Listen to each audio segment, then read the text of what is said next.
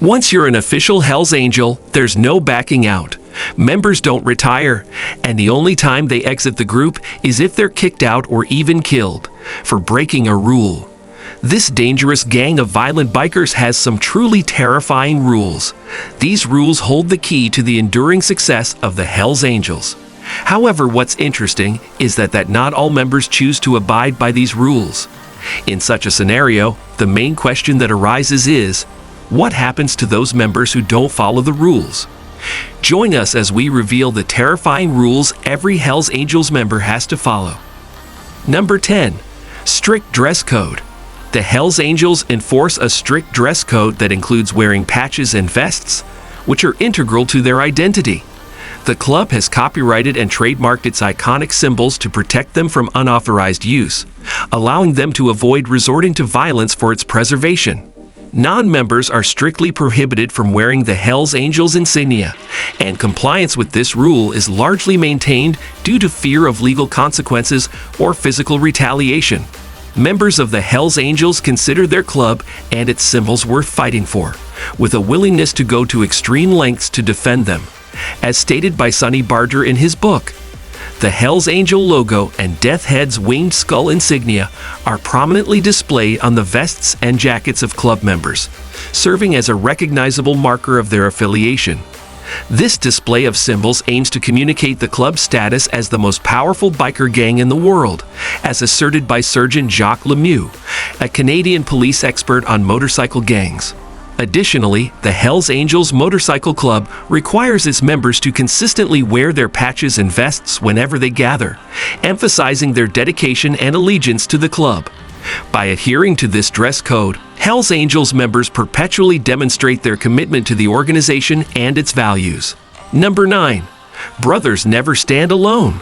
In the world of the Hells Angels, loyalty is the bedrock upon which their brotherhood stands. It is an unwavering commitment to always support and defend fellow members, no matter the cost. This steadfast rule ensures that each member can rely on their brothers when faced with adversity, even if it means confronting violent and bloody confrontations. Former Hells Angels president George Christie emphasizes the paramount importance of this rule. He recounts an incident during his prospect days when a disrespectful outsider provoked the club president.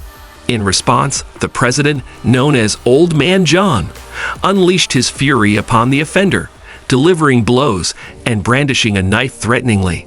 In that critical moment, Christie's unwavering support shone through his eyes, reassuring John of his loyalty. Satisfied, the president removed the impostor's jacket and expelled him from their midst. Number 8. The rule of absolute silence. In the realm of the Hells Angels, an unyielding principle reigns supreme: the code of silence. This rule stands as an unwavering testament to the club's commitment to security and protection. At club gatherings, discussions revolve around essential matters, yet the mention of any unlawful endeavors is strictly prohibited. George Christie affirms that while the Hells Angels do not embrace the criminal label, they acknowledge the possibility of individual members straying beyond the boundaries of the law. Thus, it becomes imperative that no member shall engage in conversations about such illicit activities within the club's premises or anywhere else that may sully the MC's reputation. Number 7. Formation riding for unity and safety. As a fundamental rule of the Hells Angels Motorcycle Club, members are expected to ride together in formation. This practice serves multiple purposes, emphasizing the unity, hierarchy, and safety of the club. Hierarchy within the club is strictly followed during rides. The chapter president, being the leader, always takes the front position, regardless of the potential risks involved. Following the president, the vice president, road captain, and sergeant of arms usually assume their designated positions. However, behind these officers, the situation becomes more dynamic, with members competing for favorable spots. Prospects, the club's probationary members, consistently occupy the rear positions. Number 6. No members allowed to work for a prison or be a cop. The Hells Angels enforce a strict rule that prohibits their members from being employed in the prison system or working as police officers. This regulation extends to any affiliation with law enforcement. Even the mere act of applying for such positions renders an individual ineligible to join the club. This rule aims to ensure the loyalty of members to the Hells Angels and maintain their activities discreetly. Loyalty holds paramount importance to the club, and they refuse to accept anyone who has sworn allegiance to any other group or cause, including upholding the law. The Hells Angels prioritize remaining low-key and avoiding unnecessary attention, refraining from engaging in criminal activities within their clubhouse. Number 5. No tolerance for snitchers or rats. This principle stems from a deep-rooted disdain towards those who betray the club's trust by divulging its confidential affairs to law enforcement. In Hell to Pay by Neil Hall, it is revealed that not only are snitches and rats barred from becoming members, but they are despised even more than convicted felons. Sonny Barger, in his book, Hell's Angel, paints a vivid picture of these individuals, labeling them as loudmouth bullies who profess loyalty, but quickly turn on their brothers when faced with trouble. Barger emphasizes that in a brotherhood founded on loyalty, a rat becomes the club's true enemy, deserving no place within its ranks. Number 4. Never talk to media.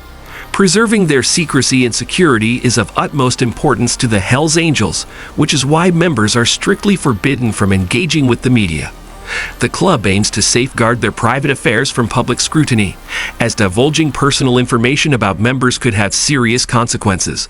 Sonny Barger, in his autobiography, acknowledges the existence of undisclosed rules and aspects of the Hells Angels Code. A notable incident illustrating the club's stance occurred during their annual summer rally in Carlton, Minnesota in 2009. Reporters in attendance noticed that whenever they approached the Hells Angels, the bikers would abruptly cease conversations or turn their backs, clearly demonstrating their resolute adherence to the rule of never engaging with the media. Number 3. Attendance at the club is mandatory. One of the fundamental rules of the Hells Angels is that all members must attend the club meetings held at their designated clubhouses. These gatherings, often referred to as church, serve as a vital platform for discussing club-related matters and addressing important issues concerning members.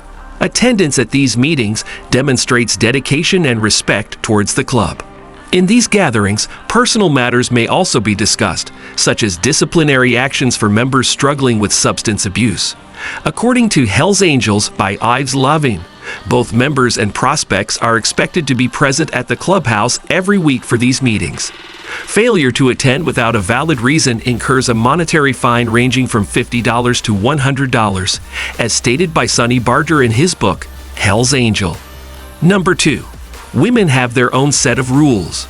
Respecting the traditions and values of the Hells Angels, women, referred to as old ladies, must adhere to their own set of rules to maintain their presence alongside their chosen Hells Angel. These guidelines, derived from the experiences of a 4-year-old lady veteran, emphasize the importance of showing utmost respect and avoiding behaviors that may undermine the club's dynamics. First and foremost, women must refrain from touching their man's vest or bike, including leaning against the patch while riding. Any semblance of bossiness, interrupting conversations, or questioning the actions of the men is strictly prohibited. Displaying a sense of entitlement, attempting to blend in as a member, dressing provocatively, gossiping about the club with outsiders, and challenging the man's decisions are all off limits. Instead, women are expected to maintain a demure demeanor, remain silent, and focus on their appearance. Number 1. Members have to be voted in. Becoming a member of the Hells Angels is not an easy feat. The process involves a rigorous evaluation of a candidate's commitment and loyalty before they are even considered for membership. According to the Vancouver Sun, prospective members must have a personal acquaintance with a full member for a minimum of 5 years to be deemed worthy. Once a candidate meets this requirement, they can try to become an official friend by securing a sponsor and winning unanimous approval in a chapter vote. However, this is just the beginning of a lengthy journey. The club exercises extreme caution and takes years to vet potential members. After becoming an official friend, candidates progress through stages known as hang around and then prospects. During this time, they are closely observed and evaluated by the existing members. If they prove their trustworthiness and dedication, the entire chapter convenes for a final vote on their full membership. So thanks for watching, folks. We would love to know your thoughts on Hell's Angels and their rules. Please share your comments in the section below.